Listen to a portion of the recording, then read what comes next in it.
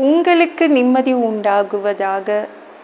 தேவனுடைய இரக்கங்கள் அதிகமாவதாக. தேவன் என்ன சொல்கிறாங்கன்னா, யோவான் 16:33, திடன் கொள்ளுங்கள், நான் உலகத்தை ஜெயித்தேன். தைரியமாக இருங்க அப்படின்னு தேவன் சொல்கிறாங்க. உலகத்தை பார்த்து பயப்படாதீங்க, உலகத்தை பார்த்துலாம் பயந்துடாதீங்க. நம்ம வாழ்கிற இதே உலகத்தை தான் இயேசு ஜெயிச்சாரு. ஞாபகம் வச்சுக்கோங்க, நீங்கள் வாழ்கிற இதே உலகத்தை தான் இயேசு ஜெயிச்சாரு. இயேசு என்ன சொல்கிறாங்கன்னா, நான் வெற்றி கொண்டேன், அதனால் இந்த உலகத்தை நீங்களும் ஜெயிப்பீங்க. என்ன பின்தொடர்ந்து வந்தால் போதும், இயேசுவை மட்டும் பின்தொடருங்க.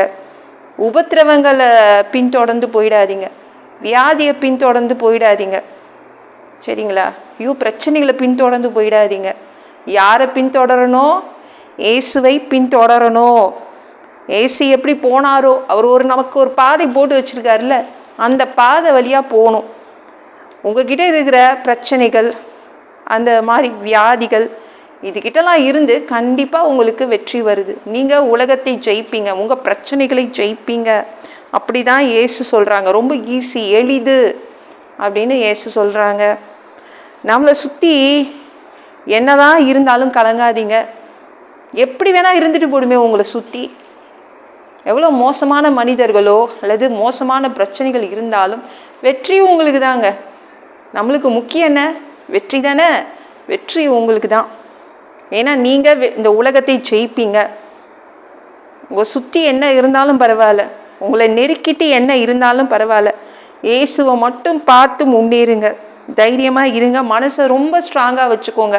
அவர் பின்னாடி நடக்க ஆரம்பிச்சிருங்க. என்ன வருதுன்னு பார்த்துடலாங்க. வெற்றியா தோல்வியா, என்ன வருதுன்னு பார்த்துடலாம். வெற்றி தான் வரும். அதான் ஏசு சொல்லிட்டார்ல, நான் ஜெயித்தேன், அதனால் நீங்கள் ஜெயிப்பீங்க. என்ன வருதுன்னு பார்த்துடலாம், வெற்றி தான் வரப்போகுது. அதனால் தைரியமாக இருங்க. உங்கள் வாழ்க்கையில் நல்ல கால் பதிச்சு நில்லுங்க. தைரியமாக நில்லுங்க. உங்களுக்கு தான் வெற்றி வரப்போகுது. என்னங்க பிரச்சனைகள் பின்னாடியே, பிரச்சனைகள் எப்படி போகுதோ அப்படியே போகிறேங்க. இந்த வியாதி எப்படி போகுதோ அந்த போக்கிலேயே நான் போயிட்டுருக்கேன். ஏசு போகிற வழியாக தான் நம்ம போகணும். அவர் நமக்கு ஒரு பாதை போட்டு கொடுத்துருக்காரு, அது வழியாக தான் போகணும். நம்ம ஜெயிப்போம், நாம் வெற்றி கொள்வோம். யோபுவை சுற்றி எத்தனையோ மனிதர்கள் கைத்தட்டி கொண்டாடினாங்க, கிராக்கர்ஸ்லாம் வெடித்தாங்க, பட்டாசு வெடித்து கொண்டாடினாங்க.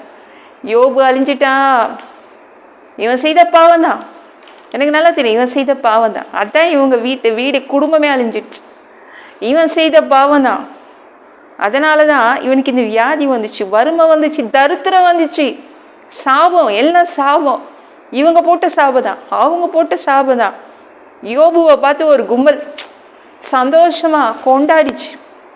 யோபு கவலையே படல, கலங்கி நிற்கவே இல்லை.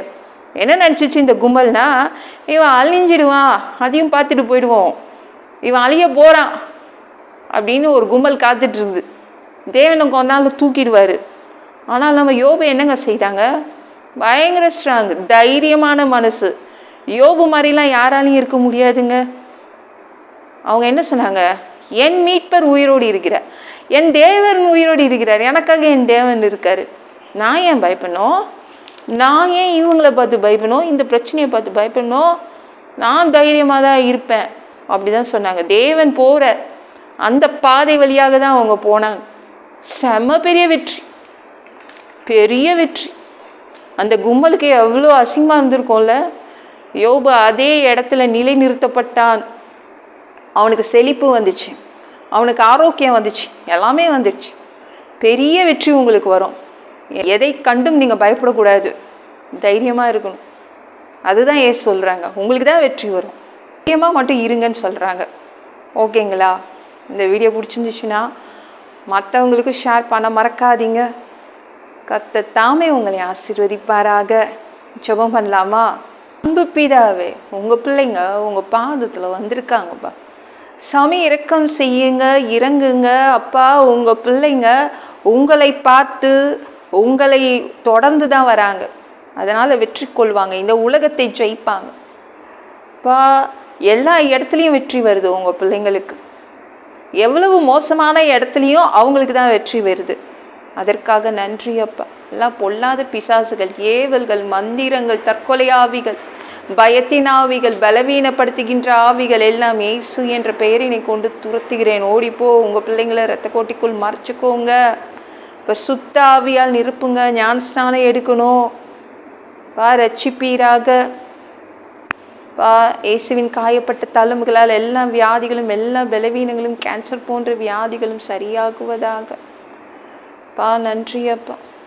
மரணப்படுக்கைகள் சரியாகுவதாக. பரம்பரை வியாதிகள் சரியாகுவதாக. மனிதனாக பிறந்தா ஜீவ புஸ்தகத்தில் எங்கள் பேர் எழுதியிருக்கணும். அப்படி இல்லைன்னா அந்த மனிதனை பிடிச்சி நரகத்தில் தள்ளிடுவீங்க. அப்பா, தீ எறிகிற இடத்துல எங்களால் வாழ முடியாது. எப்படி வாழ்கிறதுப்பா? எங்களை பரலோகத்துக்கு அனுப்பிடுங்க. பரலோகத்துக்கு வர்றதுக்கு தான் ஆசைப்படுறோம். அடித்து உதச்சி திருத்தி எங்களை பரலோகத்துக்கு அனுப்பிடுங்கப்பா. கழுவுப்படாத பாவங்கள் இருந்தால் அதை நல்லா கழுவி பரலோகத்துக்கே அனுப்பிடுங்க. எந்த ஒரு இமைப்பொழுது நீங்கள் வருவீங்கன்னு இயேசுவை வணங்கி காத்துட்ருக்கோம். பரிசுத்தமாக வாழ்ந்து காத்துட்ருக்கோம். அந்த இமைப்பொழுதில் உங்களுக்கு ஒப்பான ஒரு உடம்பு எங்களுக்கு கொடுக்கப்படும். அதை பெற்றுக்கொண்டு நாங்கள் தேவதூதர்கள் மாதிரி பறந்து உங்களை சந்திக்க வருவோம். அந்த தருணத்தை நாங்கள் இழந்துடக்கூடாதுப்பா.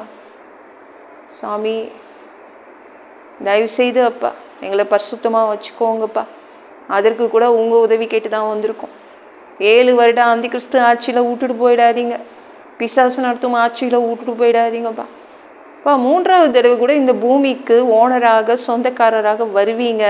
இந்த பூமியிலே தங்குவீங்க. இந்த பூமியை 1000 வருடம் அரசாட்சி செய்வீங்க. அந்த காலத்தை நாங்கள் பார்க்க ஆசைப்படுறோம். எல்லாவற்றையும் ஒப்பு கொடுக்குறேன். இயேசு மூலம் ஜெபம் கேளும் பிதாவே, ஆமென். நாளைக்கு பார்க்கலாம்.